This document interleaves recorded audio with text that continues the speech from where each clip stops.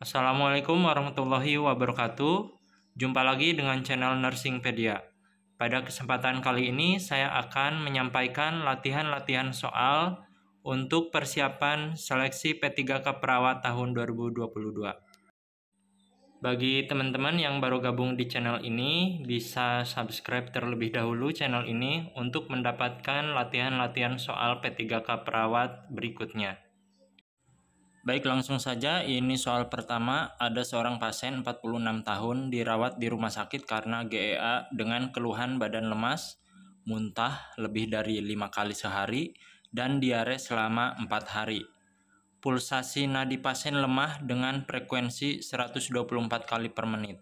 Mukosa mulut kering serta mata tampak cekung. Tindakan keperawatan yang tepat adalah A.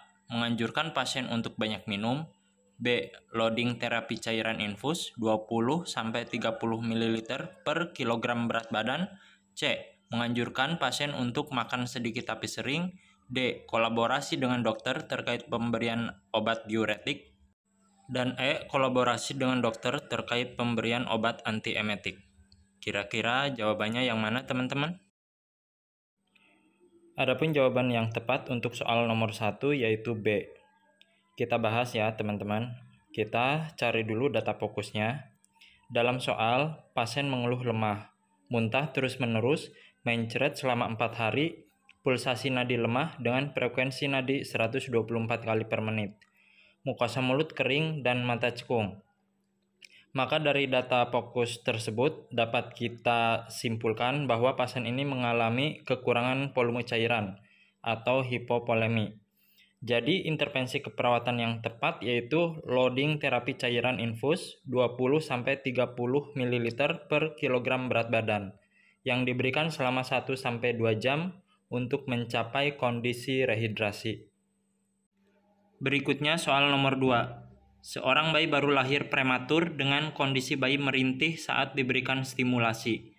Tampak seluruh warna tubuh bayi merah terang, frekuensi jantung bayi 98 kali per menit, dan upaya bernapas bayi tampak lemah dan tidak teratur. Gerakan bayi juga tampak lemah dan sedikit. Pertanyaannya, kategori skor Apgar bayi tersebut adalah A. Gagal nafas, B. Sianosis, C. Asfiksia ringan, D. Asfiksia sedang, dan E. Asfiksia berat. Jawaban yang tepat untuk soal nomor 2 adalah D. Mari kita bahas. Kita tentukan dulu data fokusnya. Yang pertama, bayi merintih. Itu kita beri skor 1. Kemudian, tampak warna seluruh tubuh bayi merah terang.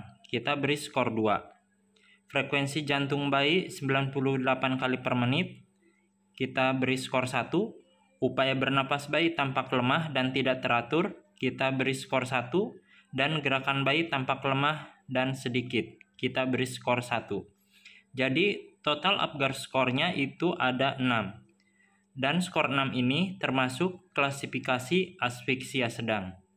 Jadi jawaban yang tepat untuk nomor 2 adalah D. Baiklah, kita sekarang lanjut ke soal nomor 3. Seorang pasien 25 tahun dirawat karena asma dengan keluhan sesak napas saat berbaring, batuk dan nyeri kepala. Frekuensi napas 28 kali per menit, pasien terpasang oksigen binasal 3 liter per menit, dan tampak penggunaan otot bantu napas.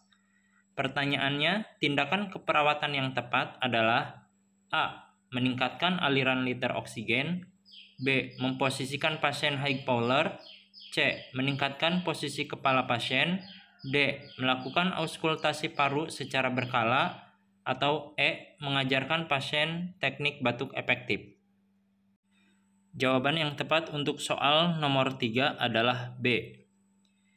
Kita lihat dulu data fokusnya. Pasien mengeluh sesak napas saat berbaring, respirasi rate-nya 28 kali per menit, pasien terpasang oksigen binasal 3 liter per menit, serta tampak adanya penggunaan otot bantu napas. Kita tentukan masalah keperawatannya yaitu pola nafas tidak efektif. Maka intervensi keperawatan yang tepat adalah memposisikan pasien high power 90 derajat. Tujuannya adalah untuk membantu pengembangan paru dan mengurangi tekanan dari abdomen pada diafragma dengan menggunakan gaya gravitasi. sehingga pemasangan oksigen binasal 3 liter tadi dapat efektif terserap oleh paru-paru pasien. Soal berikutnya, soal nomor 4, ini adalah soal keperawatan gawat darurat. Ada kasus seorang pasien masuk IGD pos kecelakaan sepeda motor dengan luka diameter 1 cm di dada kanan pasien. Adanya sucking chest wound, frekuensi napas 38 kali per menit, tekanan darah 115/70, frekuensi nadi 98 kali per menit, suhu 36,3 derajat Celcius. Pertanyaannya, apakah tindakan keperawatan yang tepat dilakukan pada pasien tersebut? A. Pemasangan kasa 3 sisi, B. CPR 5 siklus, C. Ventilasi 10-20 kali per menit, D. Needle torakosintesis, dan E. Jahit luka. Jawaban yang tepat untuk soal nomor 4 adalah A.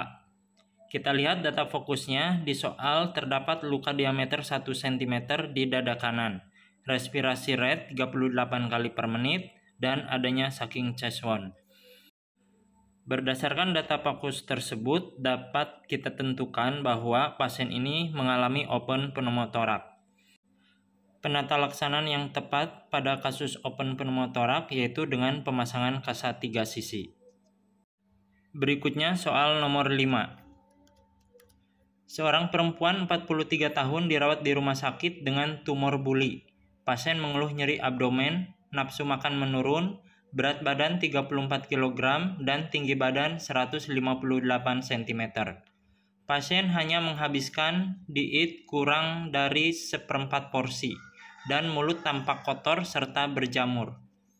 Tindakan keperawatan yang tepat yaitu A. Mengajarkan pasien teknik relaksasi napas dalam, B. Kolaborasi dengan dokter terkait pemberian analgetik, C. Melakukan oral hygiene, D. Kolaborasi dengan dokter terkait pemberian obat jamur pada mulut, E. Berkolaborasi dengan ahli gizi terkait pemberian diet makanan lunak. Jawaban yang tepat untuk soal nomor 5 adalah C.